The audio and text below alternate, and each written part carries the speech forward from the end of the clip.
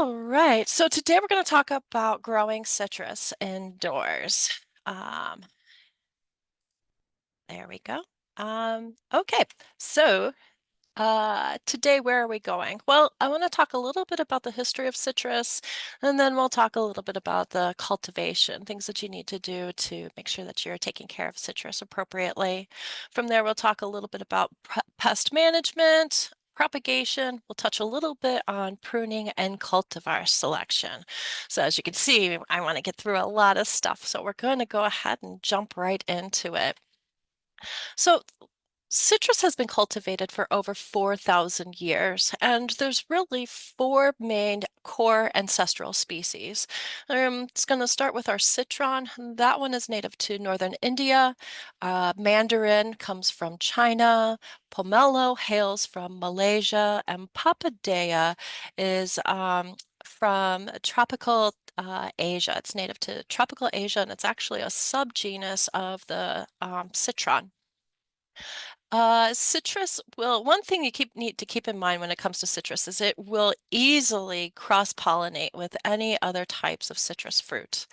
So when we think about, the lemons and limes, grapefruits and oranges that we're familiar with and kind of what maybe as Americans we think of as citrus, those are both natural and artificial hybrids of the four core ancestral species. The first reference of citrus fruits dates back in devotional texts in Sanskrit, and these go back 800 BCE. And our first Chinese reference is 776 BCE.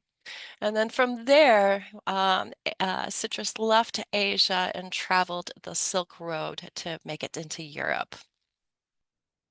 So like I said before, citrus will cross-pollinate with other kinds of citrus fruits, creating natural and artificial hybrids. Um, since they will combine with other citrus fruits, since citrus will combine easily and hybridize with other fruits in it's basically its citrus cousins, there's still a lot of confusion when it comes to the classification of a lot of our citrus fruits. So just to give a little taste of the diversity of citrus, I found some cool, more unusual citrus, or some of them are more unusual. So the first one pictured on the slide is the Buddha's hand. Buddha's hand is not edible, but it's used quite often in perfumery and in religious offerings in Buddhist temples. Next, we've got finger limes. That's these guys right here. So as of right now, I think you'd have to fly to Australia to be able to taste them. But commercial production it's growing, so maybe we'll be able to get them here in the States someday. Next, I've got bergamot. Bergamot's used a lot in fragrances. You'll find it mostly in cultivation in Italy, but it's also cultivated in South Africa, or I'm sorry, South America, Africa, and Southeast Asia. And then finally, maybe perhaps the most familiar on the slide is a Meyer lemon.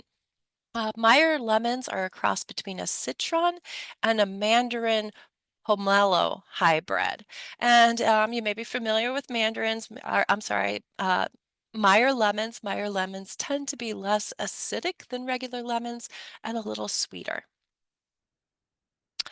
All right, so one thing to keep in mind, citrus can grow 20 feet tall, but there are dwarf varieties that are available that you can grow inside pots.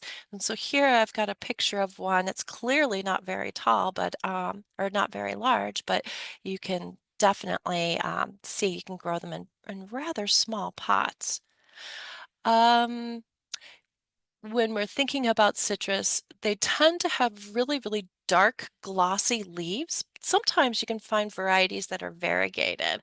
I believe pink Eureka is a variegated variety. It's got some really cool looking leaves. They do tend to have thorns, especially on the wood that is fruiting. Keep in mind, if you've got a citrus variety that's really thorny, feel free, you can remove those thorns. That isn't going to impact the health of the plant. Often the tree will have thorns while the plant is rather young, and then as the tree ages, it doesn't grow thorns as much. And thorns are generally thought of as you can think of them as kind of an adaptation to protect a young plant against herbivores. Your lemons and limes are the ones that typically will have thorns. Some cultivars do not have thorns at all. But keep in mind, just like with everything else in life, there's no such thing as a free lunch.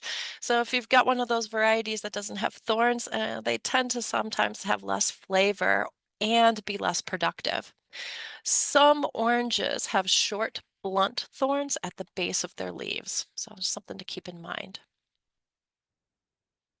Since cross-pollination is not required, you can set fruit indoors and on a single plant. So when it comes to flowers, expect white flowers, although they will kind of ripen to a little bit of a light pink or mauve color. And depending on the variety, they bloom in the spring.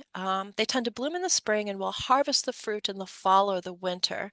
But some will fruit and flower all year long. Those are going to tend to be your lemons, your limes, and your kumquats. And then pruning and fertilization can promote flowering off season. Most citrus fruit, like I said, citrus fruit do not require that cross-pollination, but sometimes having a second plant around will either increase the yields in general, or you may end up with larger fruit, kind of similar to what we expect with blueberries, right? If they do flower indoors, you may need just a little bit of help to get that pollination happening. And you can do with either an oscillating fan pointed at them and have them just lightly blowing on them, or if you just go in there with a really small paintbrush and go from flower to flower, that can help set those buds. Potted trees will often set more fruit than the plant can support. And I'm not kidding when I say more fruit than the plant can support. Don't be surprised if you get a fruit drop of up to 75% of the fruits. They weren't going to make it anyways. So that happens with the potted fruits. The time from the blossoms to the harvest time is going to vary depending on the type and variety of plant that you have. So with lemons and limes, they tend to be a little bit shorter. We can get a turnaround somewhere between 6 and 9 months. Oranges, on the other hand, can take a full year before they're ripened. And with citrus is a little bit different than some of our other tree fruits. Citrus must be on the trees to ripen. They can, and keep in mind, they can stay on the tree ripe for quite some time after they've hit maturity.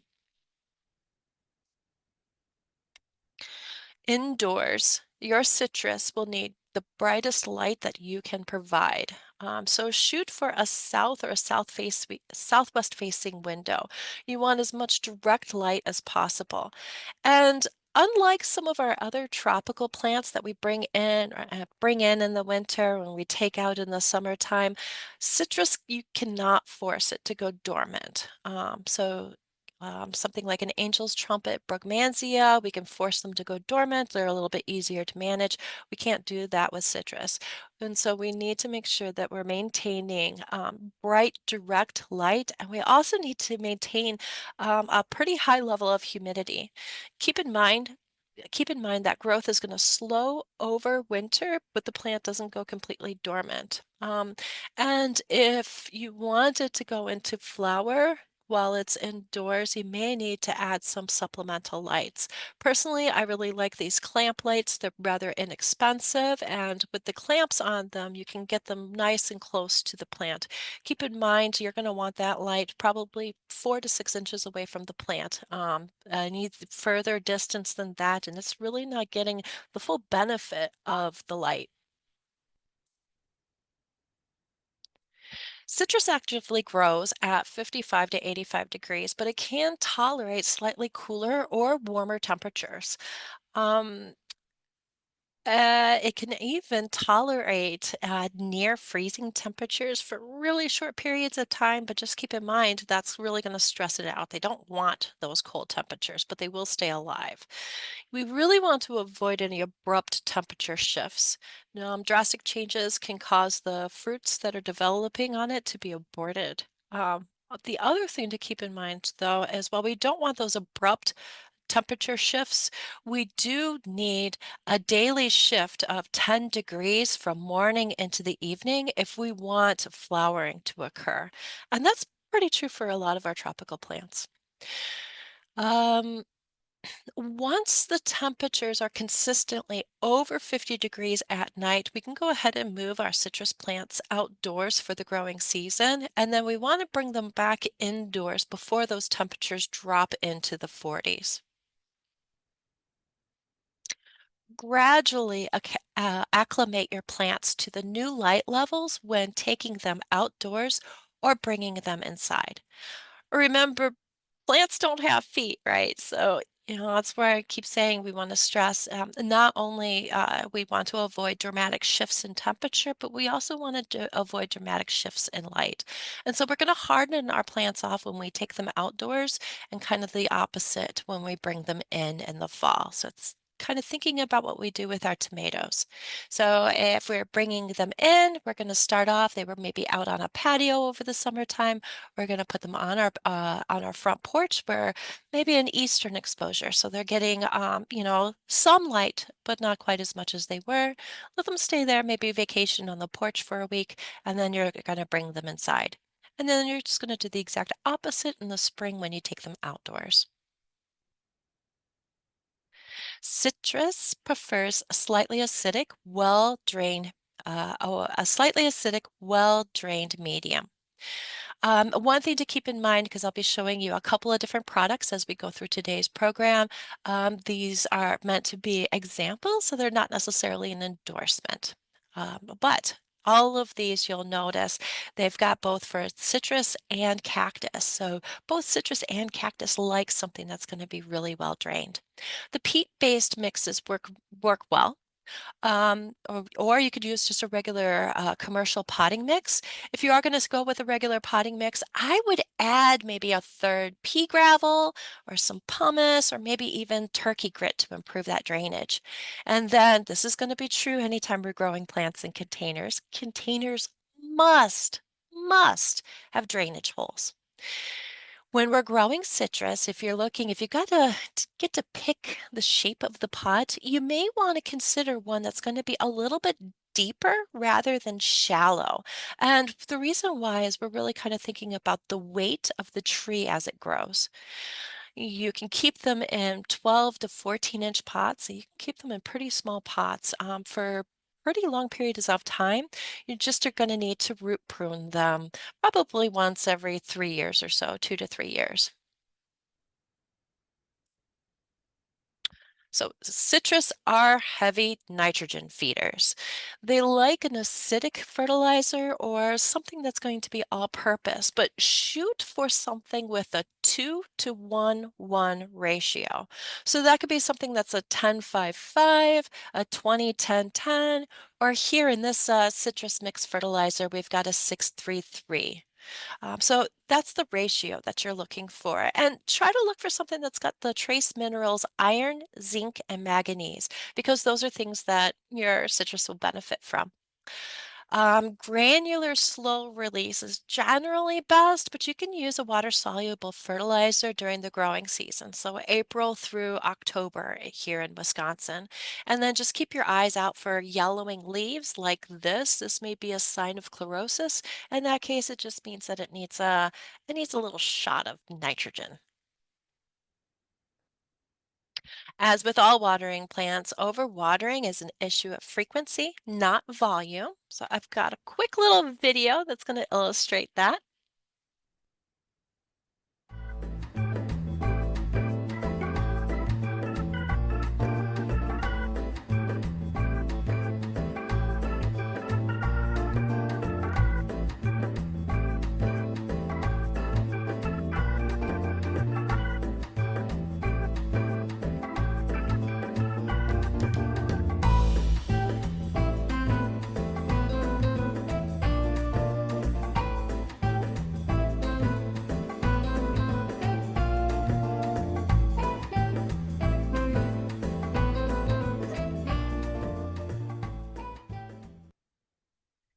So we are going to be shooting for moist, not soggy soil. We want to make sure that we're allowing that soil to dry a little bit in between waterings.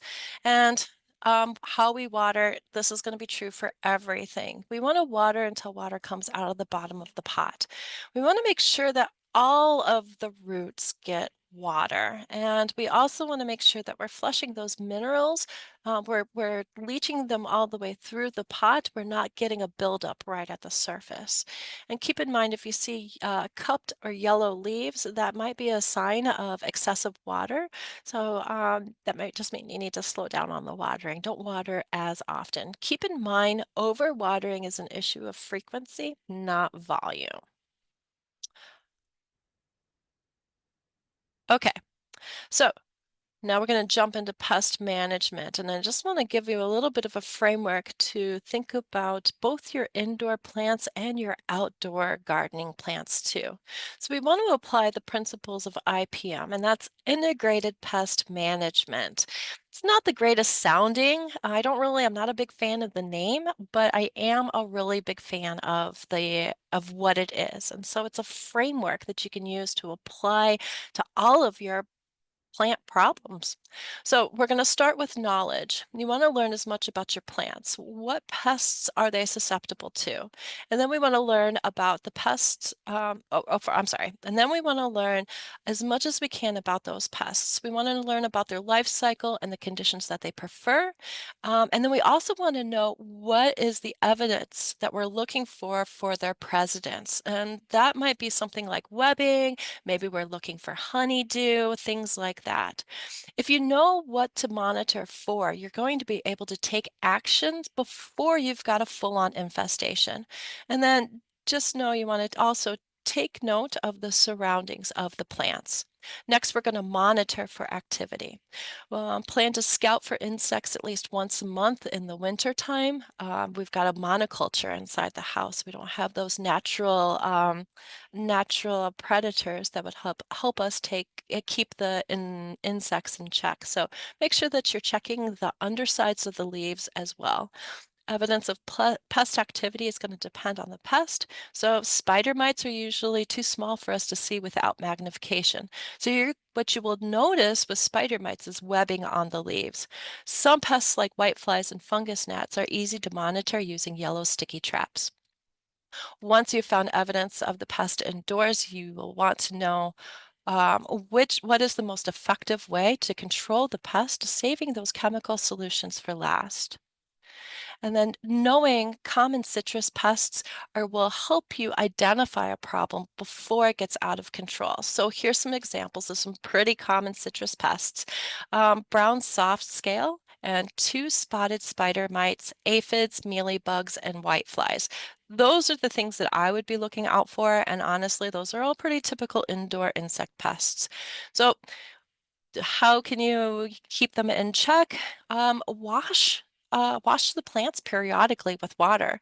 And then for most of these pests, keep in mind sprays like insecticidal soaps will work, but they will only kill, especially with the brown soft scale, it'll only work in the crawler stage. It's not going to work on the immobile adults. So with scales, light horticultural oil will help. The way that it works, the mode of action is it suffocates them. Just keep in mind with scale or honestly any of these other pests, probably are going to need to take multiple applications. Want to prune to maintain that shape of that plant. Um, and just be aware that the commercially purchased ones will likely be grafted. You'll want to remove any shoots that grow below the graft. You can prune any time of the year to maintain that shape. In fact, you can even train citrus to be a bonsai. And then with root pruning, you may want to consider root pruning to maintain the size of the pot. This is going to be important after you've had that citrus for a few years. Um, the way that you root prune is you're going to remove the outer 2 inches of the root mass. You can either use and then you can use a hand tool to tease apart the remaining roots and then repot it in some fresh media. And then in the handout, I've got a link for you that talks a little bit more about root pruning. If you want to propagate, it's probably going to be best to take semi-soft stem cuttings in the spring. Um, Plants that are grown from seed typically do not get large enough to flower or bear fruit, but it's still a really nice house plant and it's got some really, really fragrant leaves. Sweet citrus needs warmer temperatures, while acidic citrus is easier to grow indoors and tends to be ever blooming. In the handout, the very top link, I've got a link to a Susan Marr article, and in it, she talks about she gives you a lot of information, so it may be worthwhile to read that article after this program. But the one thing that I really like about that article is she gives a bunch of specific cultivars to look for if you want to be successful with indoor citrus. And so I'll just run through some of those really quick. She mentions the Barris lime, Calamodan orange. Calamodan orange is probably going to be my personal second favorite indoor citrus to grow. My very favorite indoor citrus to grow is going to be a kumquat. Part of that's sentimental because there were kumquat trees where I grew up in Central Florida, and so it kind of brings me back to my childhood. But also because kumquats tend to be ever-bearing, and so you're constantly getting flowers, which the reason why I love growing citrus is for the scent of the flowers indoors in the winter time. And so that kind of covers the majority of what I had hoped to share this today. I'm wondering if anybody has any questions for me. Thank you. Thank you. I think we can all try growing some citrus indoors now. I think we'll be well equipped to try that. We do have some questions coming in, and I'll read those off to you, Janelle. I'm also going to mention that we have a quick survey. We'd love to hear people's feedback, so I'll put that into the chat as well. That after this program, this survey link will come up when you close the program. But if you could also just take a moment after we're done here to fill this out, that would be great. So one question that came in, Janelle, is can we just grow citrus indoors all year long? If you had enough light. Yeah, Oh, I would say you don't have to take it outdoors, but then the light's going to be the challenge for you. Um, and the plant is going to know that it is in its growing phase by the length of light. So, yeah, I think that you could definitely be successful with growing citrus indoor. Probably would want, like I said, an oscillating fan. Yeah, maintain that humidity too. okay. That brings me to my next two questions.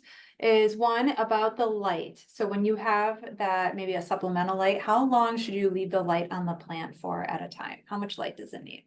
I think 12 and 12 is probably going to be fine, and I would just get a inexpensive Christmas tree light timer. Timer. Put that on it so that way you don't have to think about it too much. And also, depending on the size of your plant, you may need multiples of those lights so that way you're getting, good coverage of light on the entire plant. Sure. And then the second part was the humidity. So somebody did mention that humidity is a big problem in their house, as in not enough, and that's my house too. It's always really dry. So would misting the plant, a certain number of times a day be adequate? And should the plant be placed away from forced air registers during the winter or during when we're using our furnaces? Yeah, so that would be my first thing is get it away from the forced air. Mhm. I'm not a big fan of misting. And you're encouraging water droplets to just sit on the leaves, and so that's could encourage fungal issues. So you're kind of swapping one problem with another problem. Instead, what I would suggest is put the plant next to, not touching, but if you can get the plant next to other plants, that's going to be beneficial. Sometimes when we've got smaller plants, and I'm thinking of plants that are in pots 6 inches, maybe 4 inches, we can take advantage of a humidity tray. But once we start dealing with plants that are larger, humidity trays really aren't going to be effective. So if you're thinking like that might be an option for you, I don't know that the upper leaves are really going to get any of that benefit from the water that's sitting in the gravel tray. So I think the biggest thing I would do is utilize a humidifier and get your citrus some friends Mm. near, having plants nearby. Great, great. I'll encourage people to keep dropping questions in the Q&A. I have a few more minutes here. I'll try to grab some more. And a couple ones that came up is that people have tried growing them, but they maybe they didn't get flowers, they didn't get fruit. What went wrong? Okay, so you can definitely help manipulate, or maybe not manipulate, but you can encourage coaxing. You can coax it to go into flower either by pruning. And so pruning it so that way you've got you don't want a such central leader to go straight up. You want to, when you're pruning, you want to encourage more of those lateral shoots going outwards. Those are going to be the ones that are going to be the most prolific. And then the other thing I would say is, just making sure that we're matching up that fertilizer. So are we giving it fertilizer? And maybe if we know it's winter time and the variety that I have tends to go into flower at this time of year, I might switch up, and instead of giving it that high nitrogen fertilizer, I would give it a high phosphorus fertilizer for a couple months, see if we can encourage it to go into flower, and then switch back to that high nitrogen one because it will. The thing about citrus is it's probably the fastest thing I've ever seen to develop chlorosis. It lets you know really quick that it needs some nitrogen. There you go. Okay. People are asking for some sources on maybe where to purchase or where to get their plants. And we in Extension, we typically don't recommend a certain, person or vendor or company, but what are maybe some tips for just like what to look for? Yeah, especially, right now people might be thinking about purchasing some to give to as gifts. I think the thing that I would be looking for is number one, what I would do is make sure, and this is going to be true for all of your gift plants, make sure that they wrap them extremely well. I think if it were me, I would look for one that has some flowers that are in bud, and the tighter the buds, the better. I would be concerned about from the time I get it home until or I'm sorry, from the time that I'm leaving the greenhouse to about a week and a half after I've set it up in my house. That's kind of a vulnerable period where we could lose a ton of buds. And so that would be one of the things that I would be looking for. And also really look closely and make sure that I don't see any evidence of sooty mold, any webbing, any sort of evidence that I might be bringing hitchhikers home. And by hitchhikers, I mean insect pests. And let's see, I'll try to pick out maybe one more question here. There was a few people trying to grow from seeds. So why doesn't it work so well to grow that someone has a seed grown plant, it's not productive, it's not fruiting, what's the trouble with growing from seeds? Yeah, so I think I would want to talk to growing from seeds. I'd want to see, if the folks down in Florida and California, I think almost all of theirs are grafted as well. And so I'm wondering if it really comes down to that rootstock and having an appropriate rootstock. Um, my other thought is if it's not the rootstock, then I would think that, it's just not conducive to have a mature 20-foot tree that would produce for us indoors, unless, like I said, you just manage to have the perfect light conditions. There's a difference between keeping alive and keeping thriving, right? And, inside Wisconsin, we may not be able to give them those conditions that are going to make them thrive. But the good news is we do have dwarf options, and we can definitely get them to produce for us.